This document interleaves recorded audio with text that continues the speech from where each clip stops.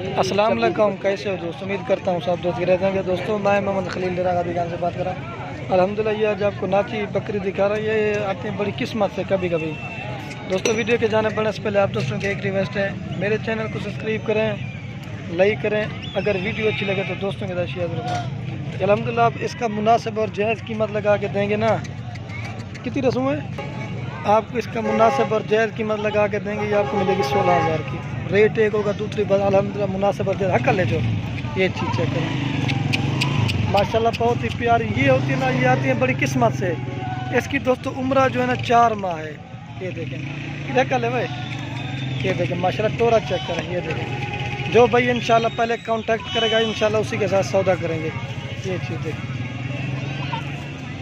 आप दोस्तों के लास्ट में एक बार अगर वीडियो अच्छी लगे तो लाइक और कमेंट और दोस्तों के साथ शेयर करें। और तक खड़ा ये देखें अल्हम्दुलिल्लाह ये होती है टोरा चेक करें माशाल्लाह, इसका शौक पूरा करें। ये चीज़ होती है असल चीज़, मेन चीज़ उड़े उड़े कलर। ये देखें हकल हकल हकल, ये चीज़ होती है मेन चीज़। ये देखें अल्हम्दुलिल्लाह ये चीज़ होती है।